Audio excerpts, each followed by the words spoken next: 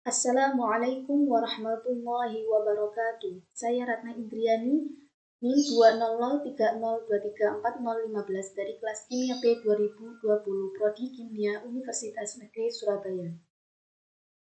Di sini saya akan memaparkan artikel jurnal yang berjudul Perbandingan Metode Komputasi Terhadap Pendekatan Geometri, Pendekatan HF, Pendekatan DFT, dan Grafik Energi Aktivasi dalam Memprediksi Kebenaran Suatu Reaksi.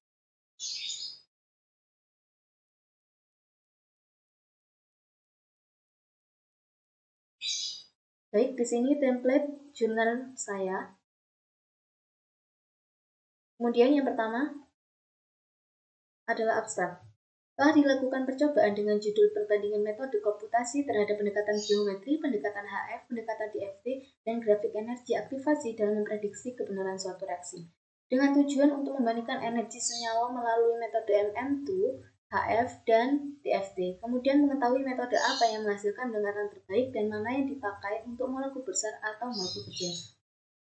Metode yang digunakan adalah perhitungan komputasi menggunakan software Avogadro untuk pendekatan geometri dan ChemCompute untuk pendekatan HF dan DFT. Penelitian ini dilakukan dengan cara membandingkan hasil kerja orang lain. Hasil yang didapatkan adalah grafik-grafik serta analisis untuk memprediksi kebenaran reaksi, serta mengetahui metode mana yang terbaik dan cocok untuk dipakai. Metode yang baik adalah metode HF karena lebih akurasi, sedangkan untuk metode DFT cocok untuk molekul-molekul yang besar karena lebih cepat dalam proses komputasi. Kata kuncinya yaitu komputasi, pendekatan geometri, metode HF, metode DFT, Avogadro, dan ChemCompute. Baik, selanjutnya pendahuluan. Kemajuan teknologi komputer sains ini telah memberikan inovasi-inovasi baru dalam bidang kimia. Salah satunya dengan munculnya kimia komputasi sehingga permasalahan perhitungan untuk molekul yang kompleks bisa teratasi. Kimia komputasi adalah cabang kimia yang menggunakan hasil kimia teori yang diartikan ke dalam program komputer untuk menghitung sifat-sifat molekul dan perubahannya maupun melaksanakan simulasi terhadap sistem-sistem besar dan menerapkan program tersebut pada sistem kimia nyata. Pada kali ini menggunakan metode mekanika molekuler atau MM2, metode HF, dan metode DFT. Metode kimia komputasi bersifat sangat fleksibel dan hampir semua materi praktek kimia ini baik level sederhana maupun dengan tingkat kesulitan yang tinggi dapat dimodelkan dengan baik menggunakan kimia komputasi pada beberapa perangkat lunak. Pada percobaan kali ini, saya menggunakan software Avogadro dan ChemCompute.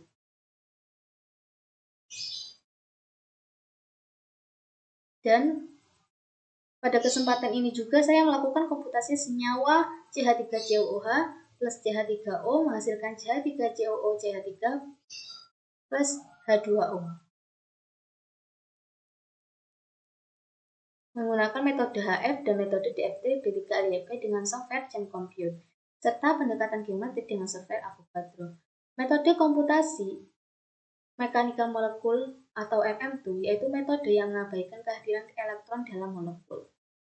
Kemudian, untuk metode HF merupakan metode ab initio yang paling sederhana, yang memiliki pengertian suatu prosedur pengulangan self konsisten untuk menghitung kemungkinan terbaik solusi determinal tunggal terhadap persamaan Schrödinger tak tergantung waktu dari sistem berelektron banyak dalam potensial kolom ini tetap. Jadi sebagai akibatnya, walaupun cara ini menghitung energi pertukaran secara tepat, metode ini sama sekali tidak menghitung pengaruh korelasi elektron. Dan yang terakhir adalah metode DFT, merupakan salah satu metode komputasi yang digunakan untuk perhitungan kimia kuantum, di mana hadir bersamaan dengan perkembangan teknologi komputer yang memungkinkan perhitungan yang akurat untuk berbagai senyawa. B3LYB adalah fungsional hibrid yang dikemukakan oleh B. Lanjut metodologi penelitian.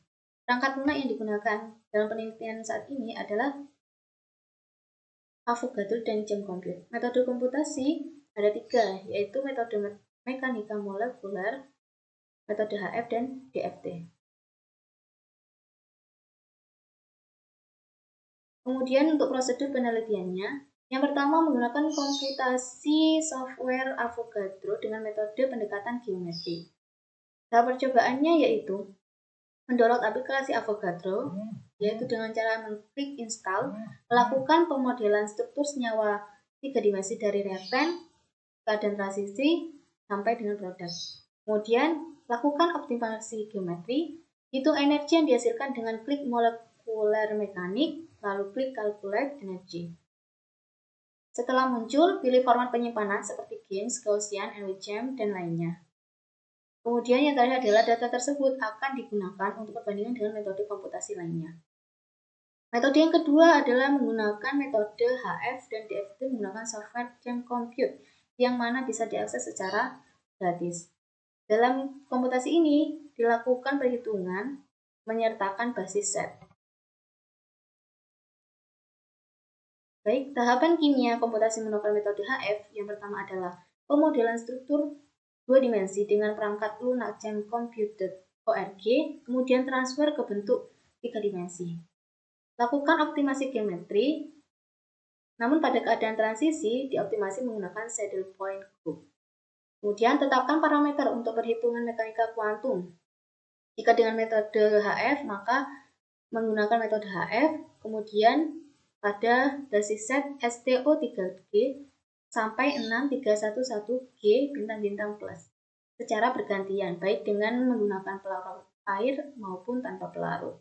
Lalu kirimkan pekerjaan tersebut sampai muncul input file dan output file dan download file tersebut. Untuk metode DFT, maka hanya mengganti parameternya menjadi DFT dengan fungsinya B3LYP pada basis set STO3G sampai 6311G bintang-bintang plus secara bergantian seperti pada metode HF. Lalu hasil data yang didapatkan tadi digunakan untuk perbandingan metode lainnya. Kemudian untuk perhitungan energi. Perhitungan energi pada metode pendekatan geometri, HF dan DFT didapatkan dari hasil komputasi masing-masing struktur senyawa. Lalu didapatkan data energi awal, keadaan transisi, dan keadaan akhir. Dari data tersebut dapat dihitung besar entalpi reaksi, mengetahui reaksi maju dan juga reaksi mundur.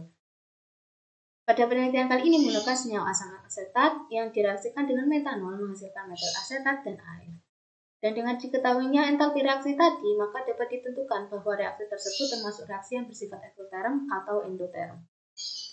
Selanjutnya adalah hasil dan pembahasan. Pada hasil dan pembahasan ini, saya sertakan data dan grafik hasil komputasi masing-masing metode. Yang pertama menggunakan optimasi geometri dengan metode mekanika molekuler. Berikut datanya dan juga grafik yang dihasilkan. Selanjutnya kimia komputasi menggunakan metode HF. Ini tabel energi aktivasi metode HF tanpa pelarut, kemudian grafik energinya, tabel reaksi maju, reaksi mundur dan juga entalpi reaksi. Kemudian ini tabel energi aktivasi metode HF dengan pelarut air dan juga grafiknya serta tabel energi untuk reaksi maju, reaksi mundur, dan juga entalpi reaksi. Dari tabel di atas dapat diketahui dengan menggunakan metode HF, didapatkan perubahan entalpi yang bernilai negatif pada basis set yang tanpa pelarut dan dengan pelarut air. Perubahan entalpi ini bernilai negatif sehingga menunjukkan bahwa reaksi tersebut bersifat eksoterm. Kemudian yang terakhir adalah kimia komputasi menggunakan metode DFT. Berikut tabelnya energi aktivasi tanpa pelarut, energi reaksi maju, reaksi mundur dan entalpi reaksi, serta grafik dari energi aktivasi.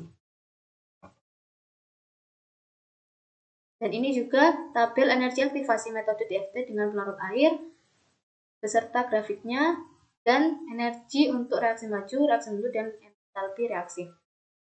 Dari tabel di atas, dapat diketahui juga seperti halnya metode HFT, bahwa perubahan entalpi yang bernilai negatif pada basis set yang tanpa pelarut dan dengan pelarut air. Perubahan entalpi bernilai negatif ini menunjukkan bahwa reaksi tersebut bersifat eksoterm. Baik, untuk pembahasan, berdasarkan data di atas dapat diketahui tingkat keakuratan metode MM2, HF, dan DFT, yaitu membandingkan hasil perhitungan energi yang didapatkan dengan cara komputasi, di mana menunjukkan struktur senyawa yang sama. Ketiganya menghasilkan energi yang bernilai negatif. Dari ketiga metode ini diketahui bahwa metode yang sering dipakai adalah metode DFT karena lebih cepat. Namun, metode HF secara rata-rata memiliki energi lebih kecil dibanding energi dari metode MM2 dan DFT.